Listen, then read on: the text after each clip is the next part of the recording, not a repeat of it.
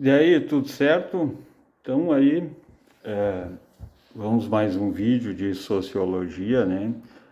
Sempre me perguntam, né, se sociologia é uma matéria difícil, né?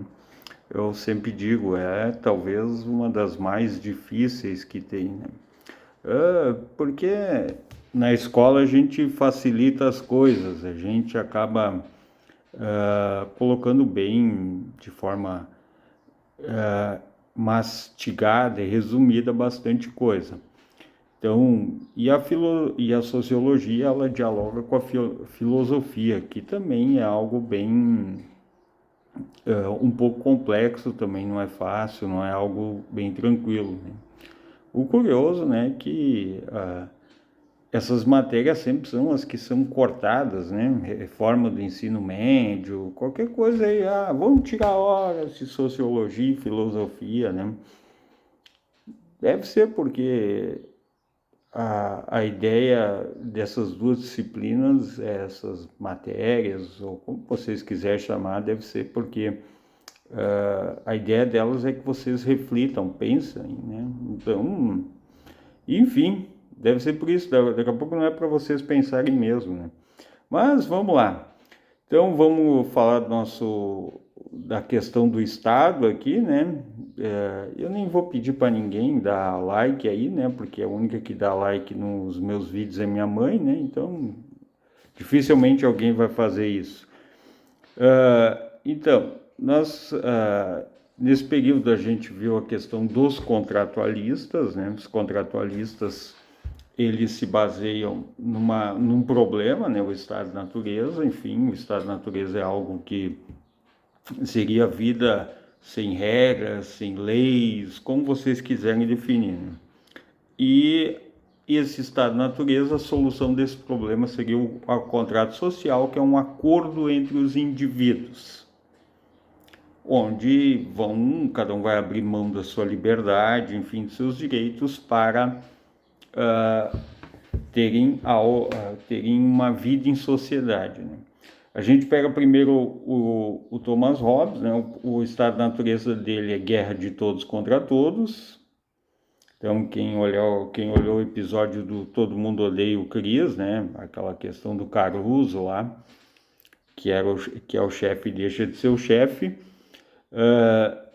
e aí deixa o poder em vácuo. Então, o Hobbes diz, não, que isso seria todos querendo, todos, o ser humano viveria no medo, né? Porque seria todos contra todos. É a solução, um contrato social, onde um rei protegeria a todos, e esse rei, então, faria com que os indivíduos tivessem proteção, né? Então, os indivíduos abririam mão da sua liberdade em troca da proteção. O Locke, que é o outro contratualista, ele diz o seguinte: bom, peraí, não é bem assim. Estado da natureza é, é, um, é uma coisa bem tranquila, todo mundo vive em liberdade, mas vai haver conflitos. Então, contrato social é para resolver o conflito. Ou seja, porque ninguém é bom juiz de si mesmo, cada um vai puxar o seu lado. Então, o contrato social vai ser essa forma de resolver esse conflito, diz o Locke. Então, que vai garantir a vida, a propriedade privada e a liberdade do indivíduo. O Rousseau contesta os dois. O Rousseau depois vai para o Twitter, né, escreve um texto questionando muito isso aí. Agora não é mais Twitter, é X, né? Ou se fala Twitter ainda? Eu já nem sei mais. Mas enfim, o Rousseau diz, não, mas espera lá. As pessoas viviam em harmonia, em igualdade no estado da natureza. Mas aí vem a propriedade privada. E a propriedade privada, bom, ela causa desigualdade. Então, causou desigualdade. Uns vão ter mais, outros menos. Então, o Rousseau diz o seguinte: no contrato social do Rousseau, seria a vontade geral dos indivíduos. Todos abririam mão da sua liberdade em troca de terem harmonia, né? Então teríamos igualdade jurídica. E o governante, segundo Rousseau, o governante deveria atender à vontade popular. Então, por exemplo, vamos pegar um caso aí, quando um Estado, pegar um governo aí, o governo que governa, por exemplo, para o empresariado, as empresas privadas. Então, ele faz a vontade popular? Em tese, não, né? Porque a grande maioria das pessoas são da classe trabalhadora, né? As pessoas trabalham. Então, um governo que trabalha, por exemplo, os grandes empresários, para a grande burguesia, ele não vai, de forma alguma, atender os anseios da população, porque a maioria da população é povo trabalhador, enfim, e que precisa sobreviver, trabalhar. Vai ter o pequeno comerciante, que também não é beneficiado. Então, esse é um governo que, para o Rousseau, não atende à vontade popular.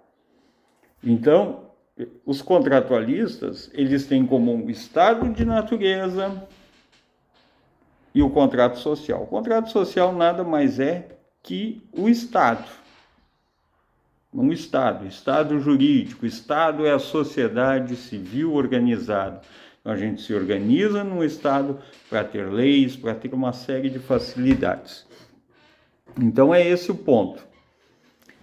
Do contrato social, a gente ainda tem Maquiavel. Maquiavel é um cara que vai dizer assim, ó, ele constrói um manual, né, para ensinar como se portar um governante, né, e nesse manual dele o governante deve ter virtude, que é atitude, fortuna, saber o momento certo de agir.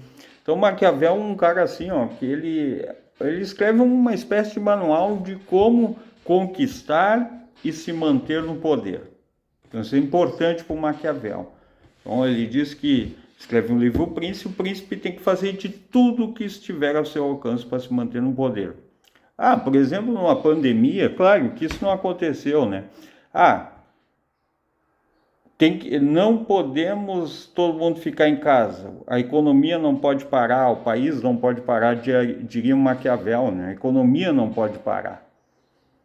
Então, fique em casa só quem é do grupo de risco, diria Maquiavel, né? Então, se isso acontecesse em algum lugar, né, seria uma política que nem o Maquiavel. Então, o príncipe precisa ter virtude, que é a atitude, e precisa ser um cara que tenha fortuna, que é saber o momento certo de agir. Fortuna não é dinheiro.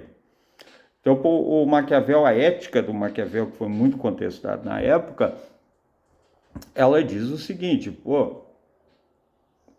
a ética dele é bem simplesinha, olha, é tudo que é útil para a sociedade. Não importa o que aconteça, mas tem que ser útil para a sociedade. Então esse é o Maquiavel. Então, contratualistas, Maquiavel, Max Weber. O Max Weber vai dizer o seguinte, o Estado tem duas coisas, o aparato administrativo, que são as leis, as normas, todo o corpo administrativo onde a gente vai lá, pega um alvará para isso, pega uma coisa para aquilo, e assim por diante. E o monopólio legítimo da violência, ou seja, a polícia, ela pode matar, pode bater, ela tem essa autoridade, ela não é questionada. Ou os exércitos que se defendem ou atacam outros países também têm essa legitimidade, isto faz parte. Então, para o Weber, isso é bem tranquilo, isso é legítimo. Então, o monopólio da violência e a burocracia estatal.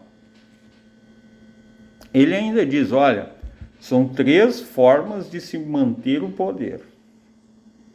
A dominação tradicional, todo mundo aceita, enfim, porque aquilo vem de tempos em tempos. Caso do rei aí, o rei, bom, é o rei.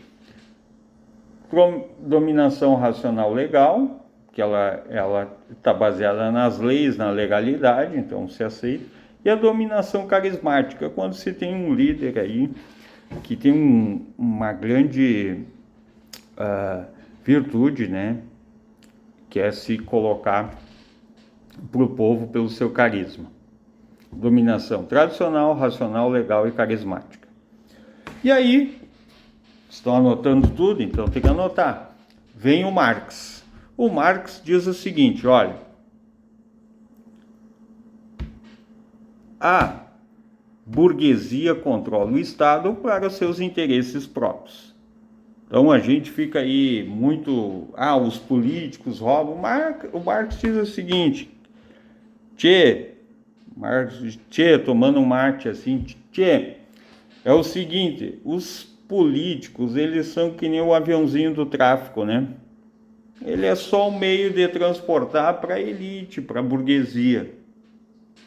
Então há uma elite do atraso, né? Que faz isso. Por quê? Porque no país, o Marx diz, bom, a burguesia, o Estado é o balcão de negócios da burguesia. Porque para ele há três poderes, não só para o Marx, tem para o Bobbio e para outros. Poder econômico, poder ideológico e poder político. Bom, poder político são deputados, presidente, enfim, esses cargos.